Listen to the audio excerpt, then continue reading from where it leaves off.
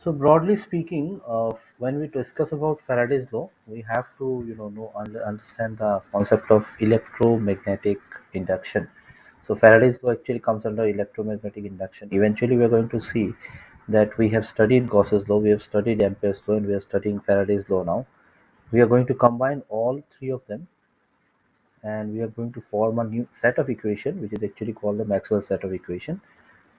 Uh, but this is the final equation that we should know before we can discuss Faraday's, Maxwell's law. Okay, so the topic is electromagnetic induction, and you can see we are talking about electromagnetic field. That means obviously there is a connection between the electric field and the magnetic field.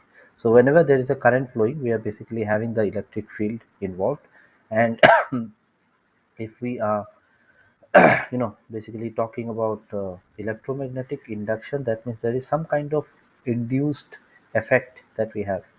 Okay, okay, so we are going to study that thing. So in general, if we want to study about electromagnetic induction, the first thing that we should know is something which we call as magnetic flux. Okay, something that we call as magnetic flux, very important. So let's talk about flux. So we have already seen about flux, so we're just going to do a quick recap of that, because magnetic flux is same as electric flux. In electric flux, we do have the electric field. In magnetic flux, we have got the magnetic field. So when we talk about magnetic field flux, we say it is obviously denoted by phi. Okay, and let's say it is because of the magnetic field, so it is B, magnetic flux B, and I can write it down as a B dot A. So flux is obviously a scalar quantity. Okay, and we're multiplying the area vector with the direction of the magnetic field. Okay, magnitude and direction of the magnetic field. So that means if it's a scalar, I can simply write it down as BA cos of theta. I told you before also that the area will more or less be perpendicular, but if you're considering it with respect to the magnetic field, there might be some angles involved between the area and the magnetic field, and that's why we have the involvement of cos of theta. Okay, so if we are considering a number of lines passing through a unit area, okay, depending on how much lines are passing through a particular area, I will know what is the strength of the magnetic field, and that idea is also given by magnetic flux. Okay, so this is my area, number of lines passing, so I can take the idea of magnetic flux. Okay, if there are more lines, obviously it's a stronger field, and at the same time, uh, it is also important that if it's parallel, the fields are parallel to each other, you consider it here, everywhere, the flux will more or less remain the same. But if you're basically considering, let's say, a north pole and a south pole, and the field lines are going from north pole to south pole, you take at any particular point, the field lines might be different from any other point, right? Because it depends on how lines are closer together or farther away, and so on. Okay, so that is the basic idea behind magnetic flux, which we already know. Okay, and this magnetic flux is basically a scalar quantity. That is also important, a scalar quantity. And if we just look into the unit, forget about cos theta, this phi b, unit of magnetic field is Tesla. Okay, and area is meter square, right? So we can write it down as Tesla meter square, or we can also write it down as Web. Okay, it obviously implies that the unit of magnetic field is, we have seen it before, Weber per meter square. We've seen it and we've mentioned it before also. This is Weber per meter square. That will be the field. And if you're talking about the flux, the unit is Weber. Okay. So don't get confused. Magnetic field has a unit of Tesla. Other one has got a unit of Weber. So what exactly Faraday observed, because based on which he actually has given his law. Okay. So we can say it is nothing but Faraday's observation, based on which we are actually having the Faraday's law observation.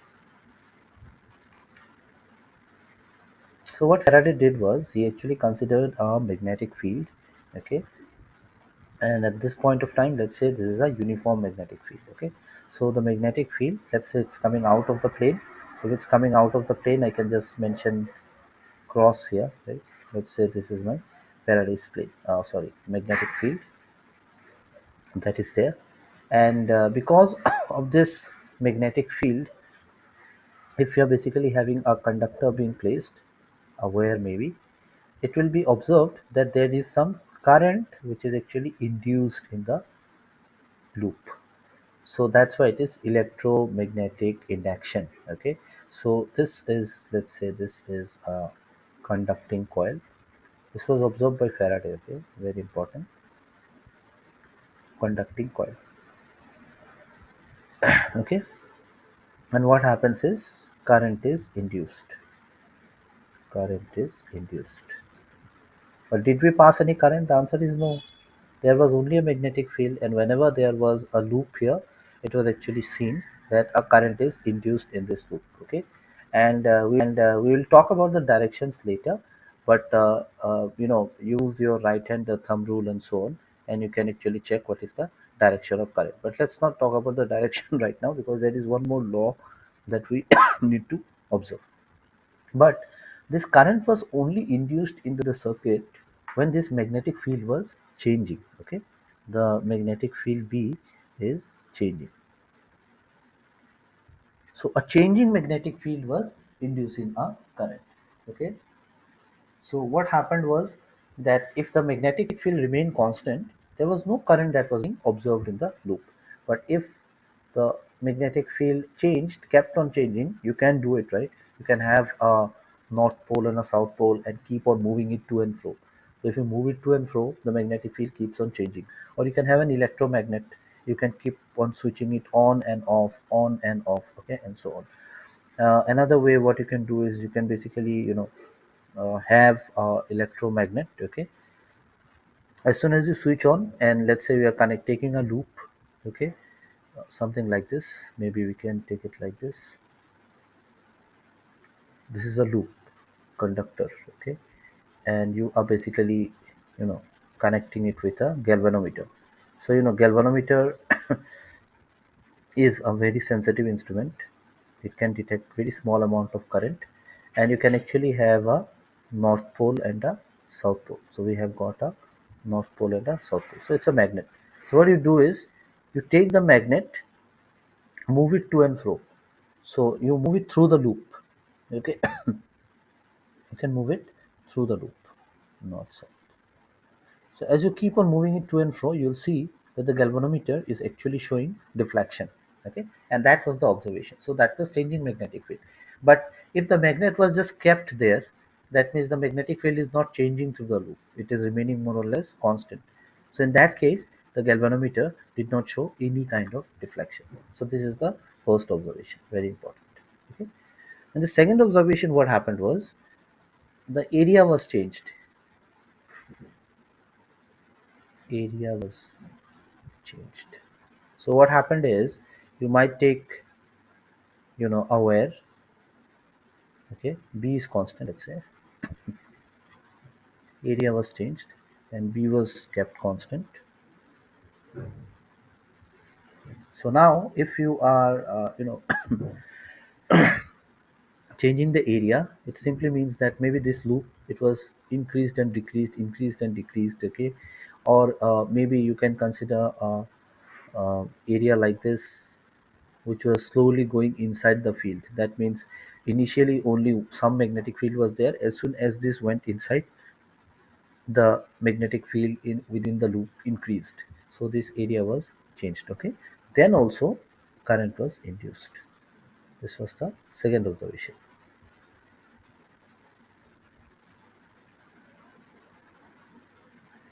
Okay, and finally, in the third observation, what happened was, I think you can guess this, number three,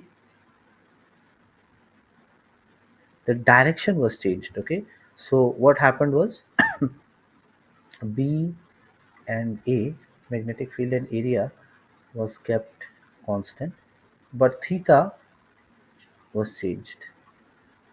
It kept on changing. So that means if you're basically having this, okay, let's say the magnet is here fixed. Okay, the area of the loop is not changing, but what I do now is I start rotating this with, let's say, an angular velocity omega, rotating the loop. That means the angle that it makes with the magnetic field keeps on changing at every moment. So that means theta was changed. So this also resulted in induction of current is induced. So these are the three observations that are being made by Faraday, and as we know that all these three are more or less connected. The magnetic field, the area, and the angle are connected by the relation for flux. So we know flux is equal to B A cos of theta. Okay, so if B changes, there is an induced current, A induced current, theta induced current. Okay, so that means if there is a changing flux, the logic is simple. A changing flux induces current.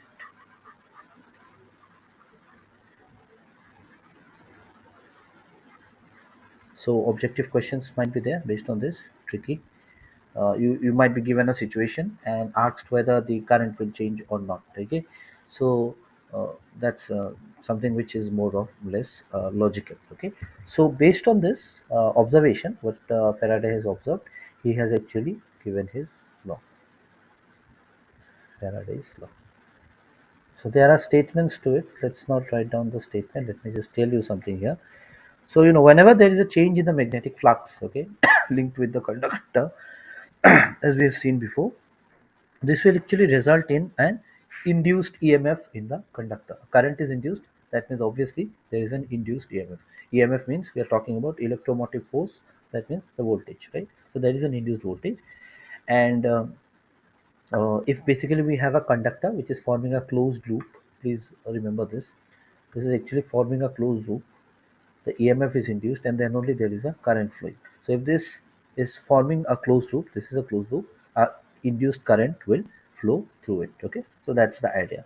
So whenever there is a relative motion between the coil and the magnet, then also we can actually have the EMF. And the third case is, as long as the angle keeps on changing, okay, the orientation between the magnetic field and the area, we will again have an induced EMF. Okay, so in overall, if there is a flux change, we're definitely going to have a magnetic field. Okay, so based on this, Faraday has actually given his second law, which is more or less, that was the first law. uh, in the second law, he has given a mathematical expression for this. Okay, so before we study second law, what is my current, induced current? So induced current, voltage by resistance. So the circuit might have some kind of resistance. So you can take what is my induced EMF, induced potential difference, divided by R. So that will be my more or less the current. Okay. So, what is the magnitude of the induced EMF? How strong is the magnitude of induced EMF? Is my second law. Okay, this is second law. First law we have already discussed. Whatever was observed, that was actually a part of the first law. Okay, the second law states that the magnitude of this induced EMF. Okay, the magnitude of this EMF. We already know there is an induced EMF is directly proportional, directly proportional to the, this is important, rate of change of magnetic flux, rate of change of magnetic flux. What does it say? It says that if there is a change of magnetic flux, uh, that means if I just go back here, how strong an EMF is induced or how much is the EMF induced will depend on how fast the magnetic flux is changing. So let's say we are concentrating on the fact that the magnetic field is changing. So that means if we start shaking this magnet to and fro at a very fast rate, you're going to get more induced EMF. But if it is moved slow, the induced EMF is going to be less. So if it is fast, there will be more induced EMF. If it is slow, the induced EMF is going to be less. So that means the reflection is also going to be less in the galvanometer. Okay, so that means this EMF, okay, induced EMF, is directly proportional to the rate of change. Okay, so we already know about it. Okay, so this would be nothing but del phi divided by del t. So if I take write down it as delta, that means we are talking about the difference between two changes in flux divided by the difference in two time. So that means this will actually give me the average induced EMF. Okay, this E is induced EMF, induced EMF. Okay, so this E average, it was observed that this proportionality constant was only 1. So that means we can directly write it down as delta phi by delta t. So this is my average. And if I want to find out what is the instantaneous EMF, that means what is the EMF at any particular instant. Okay, that one we can also do. Instantaneous is nothing but d phi by dt. What is the rate of change at a particular point of time? Based on that, you can definitely have numerical, and from here we can also find out what is my induced current. We've written it for induced EMF, but we know what is current. So current average is nothing but the induced EMF average divided by R. So that is delta phi. This is all important for numericals.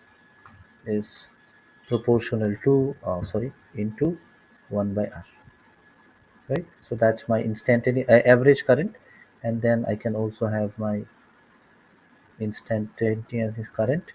So that would be this. So we are going to do a numerical based on this, d phi by dt into 1 by R. So application, we can actually find out the current and the voltage at any particular instant of time, okay, using these laws. So let me take one very simple example here. Okay, if let's say the flux form of the flux is given, phi b is equal to 5t square plus 4t plus 1, we have to find out the induced EMF. Find induced EMF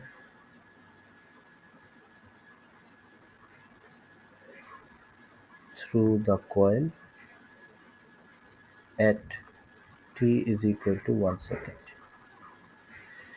So if I do it, it will be E is equal to d phi by dt. Please check here.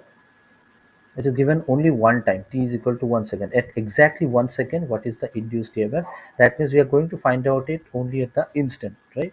So d phi by dt. So d phi by dt is nothing but 10t plus 4, and then at t is equal to 1 we can do it. T is equal to 1. It will be nothing but 10 into 1, 10 plus 4, 40. So EMF, so answer is to be in volts. Right, so it's a very simple example. This is at any instant, right? So if they say what is the average, that means they are going to give you two time. Let's say what is the average EMF induced between the time interval t is equal to 1 second and 5 seconds. So you have to take it as delta phi, and check for what is phi at t is equal to 5 second minus what is phi at t is equal to 1 second, right? And then obviously divided by delta t. That means we are going to take it as 5 minus 1. So that way you can actually find out what is your average as well. So not complicated, right? Let's take a problem here. This one you can try. A coil is placed with its plane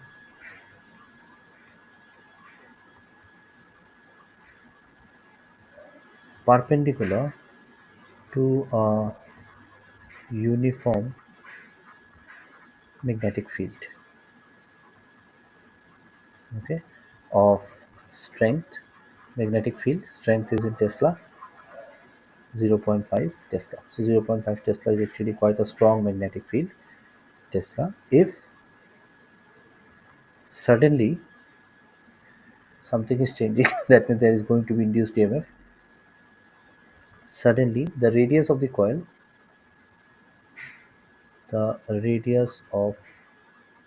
coil starts shrinking. Okay, it will starts shrinking.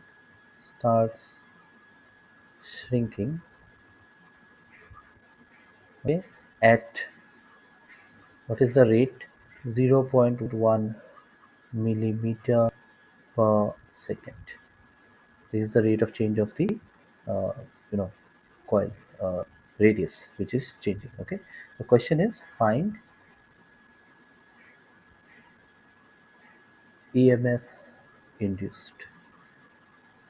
So obviously there has to be a coil there in conducting circular coil in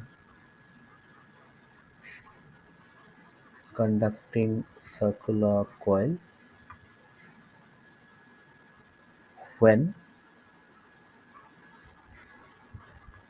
R is equal to 5 centimeter. The coil is given to be of radius 5 centimeter. Okay, and it starts shrinking, and a rate is also being provided.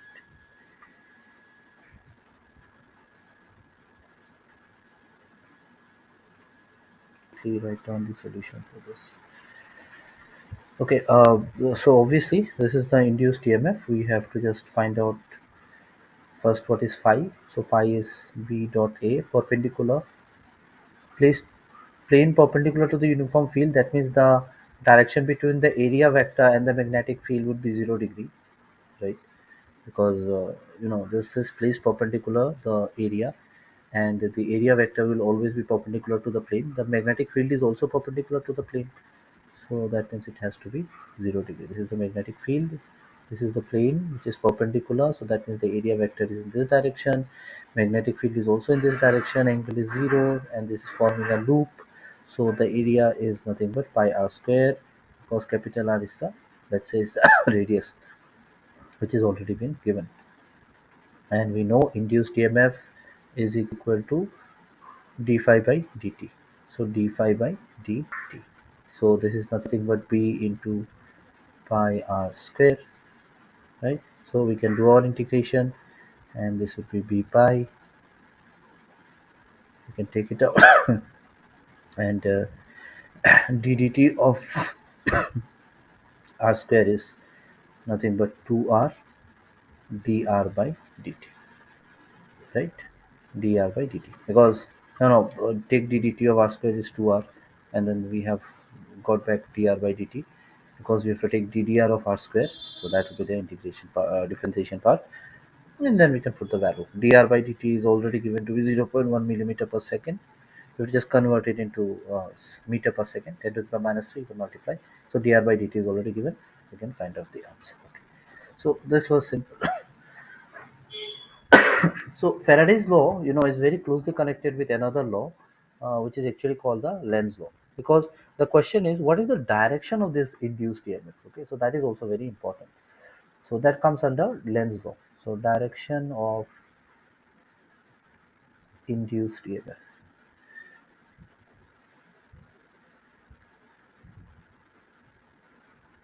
So what is the direction of induced EMF is actually given by the law, which we call as the Lenz law.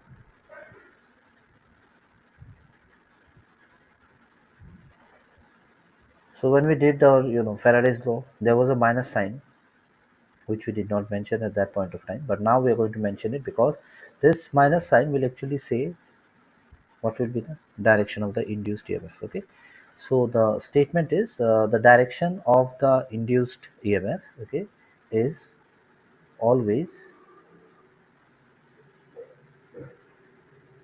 such that it opposes the cause producing it.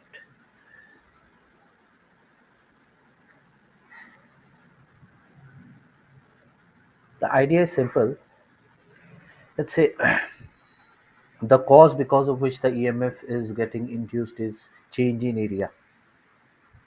Okay, So if the change in area is getting bigger and bigger, the induced EMF in will be in such a direction so that it is opposing that change in area. That means it will try to reduce that change. Okay, so that's very important. Okay, let's just take an example here, one or two examples. So let me take one example. Number one. So let's say we have got a magnetic field, and the magnetic field is increasing. Okay, magnetic field we have here, and we basically have a conducting loop here. I'm interested in finding out what is the direction of this field. Okay, the magnetic field is coming out of the plane of the paper. So this B, which is the magnetic field, is increasing. So what is the change? Change is increase. So it says, Lenz law says that this will actually oppose the cause producing it, right? So that means if magnetic field is increasing, that means the flux is also increasing. Obviously phi is equal to b dot a, increasing. That is, we are going to get EMF induced current. EMF induced current we are going to get. EMF is induced, because of which we are having the current in the loop. But this induced EMF will try to decrease phi, and that is the idea behind Lenz law. Okay, so conventionally, if you want to find out what is the direction of current here, you can use your thumb rule. Okay, you can check it on screen, and when you use your thumb, right hand thumb, okay, right hand thumb rule, you can point the thumb towards you. That means that will be giving me the direction of the magnetic field, and the direction in which your finger curls will actually give you the direction of the induced current. Okay, Ampere circuit law and Faraday's law more or less are connected, right? In Ampere circuit law, what we said was that we are having a current because of which we are going to get a magnetic field. Okay, and in Faraday's law, what we are saying is we are going to have a magnetic field because of which we are going to have a current. So both of them complement each other. So we know how to use the right hand thumb rule. So right hand thumb rule is you're pointing your thumb outside, and you'll see the direction in which your finger curls is going to give you the direction of the current. So your finger is curling in this direction. So that means conventionally the direction of the induced current should be like this. If you're using the thumb rule, sorry, like this. If you're using the thumb rule, okay. But it says that the induced EMF is opposing this. So that means conventionally this should be in this direction.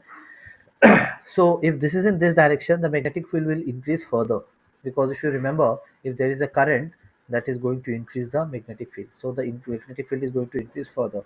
So since it is going to oppose, that means whatever your thumb rule says, the direction of the current will be exactly opposite to that. Exactly opposite to that. So that means if conventionally it should be in the anti-clockwise direction, since the magnetic field is coming out, it should be in the clockwise direction, like this. That should be the direction of the current. So you can have tricky questions based on this.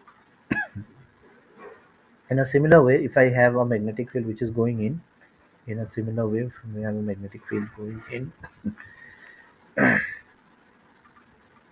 this should also produce uh, induced current. If the magnetic field is obviously changing, let's say it is increasing again. Okay, so if it is increasing, the conventional chances of the magnetic field should be like this. Induced current should be in this direction, but this is going in, so it should be in the anti-clockwise direction. Anti-clockwise direction. So it will be like this. This will be the magnetic field, just the opposite case. Okay, but see, both the cases I'm saying it is increasing. Now if B is decreasing, okay, if B is decreasing, that means B is decreasing. This is important to understand because you can get trick questions from here. B is decreasing, then what happens? Phi is decreasing, obviously. Now if phi is decreasing, the EMF which is getting induced will try to increase phi, not decrease, because it is opposing. So if this is decreasing, it will try to increase. Now if this is decreasing, that means this magnetic field that is which is coming out of the plane is reducing. So we have to add more magnetic field to it. So then the conventional rule will follow, and the direction of current will be in the anti-clockwise direction. So you have to do a bit of practice. It's obviously a bit confusing, but what happens is, if we actually are going to make a table here, B increasing, B decreasing. Okay, let's say this is for outward. Okay, and inward. Outward, inward.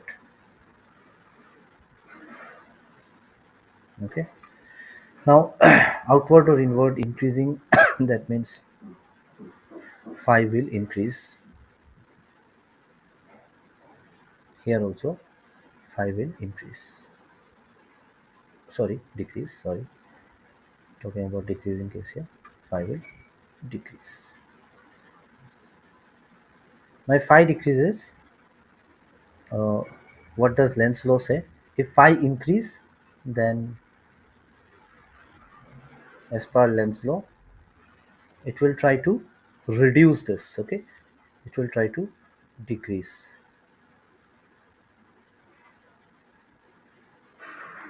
increase here. Okay, so direction of current in loop.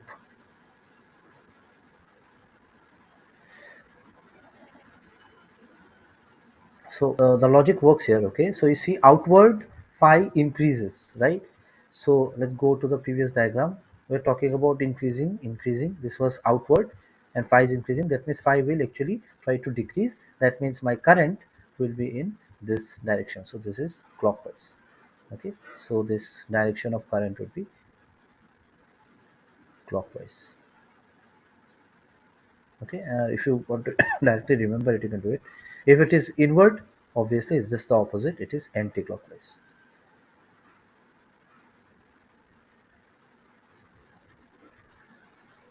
Here also, if we're talking about decreasing phi, it is outward. It will try to increase. So this would be anti-clockwise, right? We've seen that also. It is decreasing, right? It is going to flow in the anti-clockwise direction, outward. Inward, it would be clockwise. Okay, so if you want to remember this in this tabular form, it's fine, but then you don't need to do it, because if it'll become a confusing. If you understand what is my Lenz law, that should actually help you out to remember the direction. Okay, so always remember, it is going to oppose the change that is producing it. Okay, one final thing in this topic is an example that I'd like to again discuss. For example, okay, before that, just a short note or whatever you have done in your lower classes. Okay, it's very simple. If you're basically considering a south pole, okay, if you're basically having a magnet and it has got a north pole and a south pole, and a current carrying loop is also creating a magnetic field, that means this current carrying loop should also have a virtual north pole and south pole. Okay, because it is more or less complementing the north pole and south pole of a magnet. So if you're talking about a south pole, the current is usually flowing in the clockwise direction.